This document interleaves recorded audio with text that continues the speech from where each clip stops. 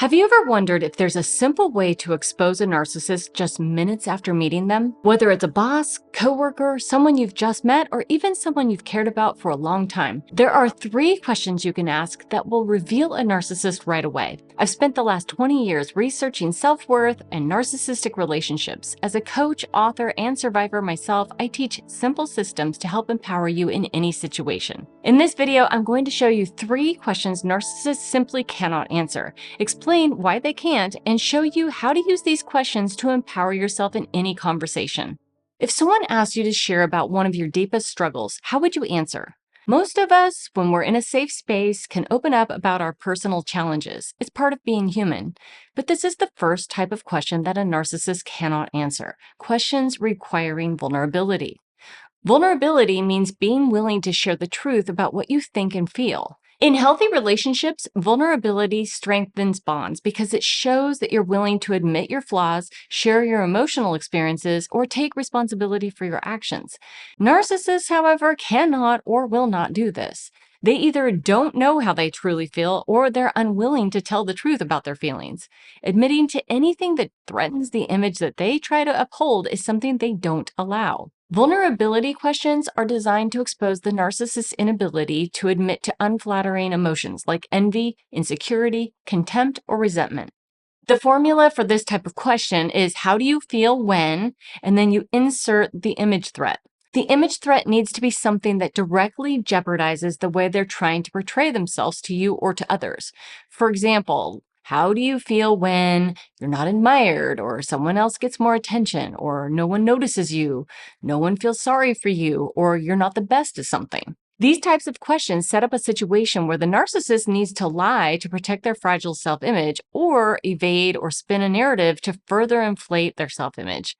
Be careful. Narcissists are very good at faking vulnerability. However, they're very predictable in the way that they do that. So just pay attention to what they say. If the answer to the question reinforces self-serving narratives of grandiosity or victimhood, that's a red flag. Narcissist stories make them seem like a hero that's conquered against all odds, or a victim of harrowing tragedy. They might even be able to squeak out a few tears. Don't be duped. Narcissists cry all the time, but these are never tears of actual sadness. They are merely tears of self-pity. This is easy to miss if you're empathetic. It's common to project empathy onto others. However, if you're paying attention, you'll notice your reaction is different when it's manipulation compared to true sadness. You won't get teary, your throat won't well up, things will just kind of feel off. Trust this. So how do you check for this in your own life? When you're in a conversation and you want to gauge whether someone's capable of true vulnerability, use the vulnerability test. This tool helps you see whether the person's willing to admit to an uncomfortable emotion like envy, or if they're just trying to manipulate the conversation. So start by asking a vulnerability question, like, how do you feel when someone else gets the attention you were hoping for? Or what goes through your mind when others outperform you? Pay close attention to their response.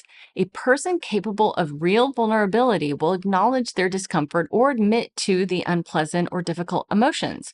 Their answer might sound something like, it brings up my insecurities, or that's hard for me, or they might make a self-deprecating joke. If they deflect, become aggressive or full of rage, or spin the narrative to enhance a hero or a victim story, this is a warning sign. Keep your eyes open for future manipulation and remove yourself from the conversation. Moving on, how do you usually react if someone has a different point of view?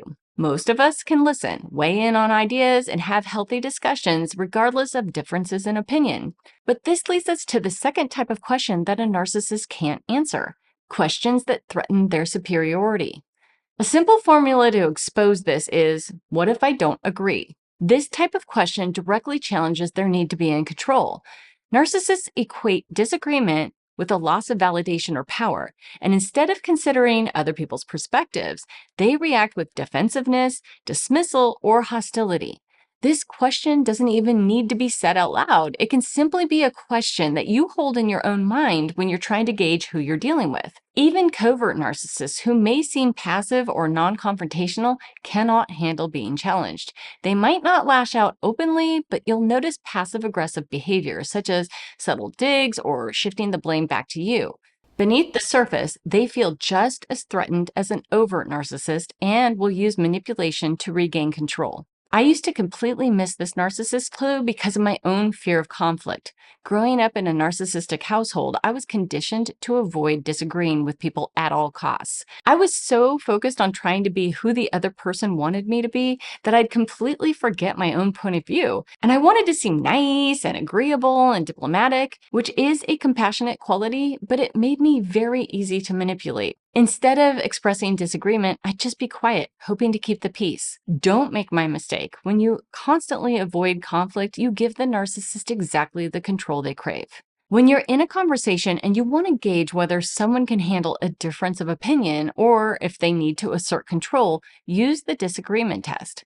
This tool helps you see how the person reacts when their superiority is challenged. Sometimes the test can be as simple as "I see it differently," or "I have a different take on that."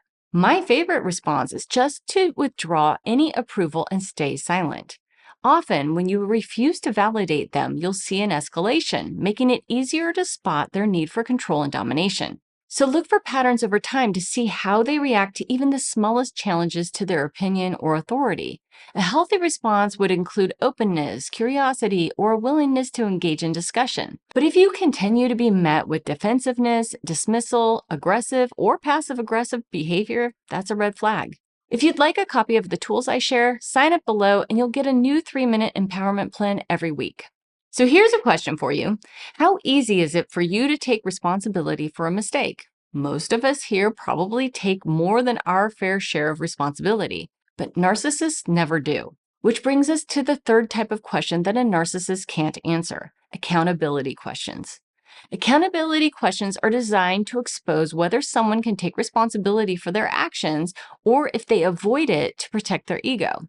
The formula for this is, why do you, and then you insert their punishment when there's an issue. In this case, the punishment is going to be whatever behavior you see anytime they're avoiding accountability, empathy, or remorse.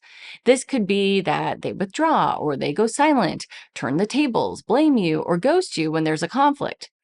Narcissists view admitting mistakes as a direct threat to their carefully constructed image of superiority. After being confronted, many narcissists employ a tactic known as DARVO: deny, attack, reverse victim, and offender. First, they deny any wrongdoing, refusing to take responsibility for their actions. Then, they go on the offensive and attack the person confronting them, often through insults, blame shifting, or manipulation. Finally, they reverse the roles, making themselves appear to be the victim while casting the real victim as the offender. Covert narcissists will be more subtle here. While they might not engage in outright blame shifting or argument, they often use passive-aggressive tactics to avoid responsibility. They might go silent, they might play the victim, or offer excuses that redirect the focus away from their own behavior. Whether overt or covert, the inability to accept responsibility is a key trait of narcissism, one that keeps them emotionally unavailable and prevents healthy resolution of conflict. Most people miss this because they justify the behavior in some way. We make reasonable excuses for them because we can't really wrap our minds around how they operate. So just keep in mind that narcissistic punishments are always a form of manipulation to gain dominance and control. When you find yourself in a conflict or difficult situation and want to gauge whether someone's willing to take responsibility, use the accountability test. This tool helps you see if the person is capable of owning their role in the issue or if they're avoiding it to protect their own ego. Something like, why do you avoid discussing this when there's clearly an issue? Or, why do you withdraw or go silent instead of addressing the conflict? Pay close attention to how they respond. A person capable of taking responsibility will reflect on the situation, admit their role, engage in the conversation to resolve the issue. However, if they respond with stonewalling, silence, or even try to reverse the blame, these are clear signs that they are avoiding accountability. They may change the subject, deny an issue, or punish you with withdrawal or emotional distance to dodge the conversation. If they continue to avoid responsibility or become defensive, it's a sign to protect yourself, boundary up, and stay alert. But at that point, the narcissist will probably know you're onto them. And once they know that you see through their facade, they quickly escalate. And if you don't know what to look for or how to defend yourself, it could cost you your livelihood, your family, and your reputation. So click this video next to learn the 3 main tactics to expect when they know that you're onto them, making sure that you're always one step ahead.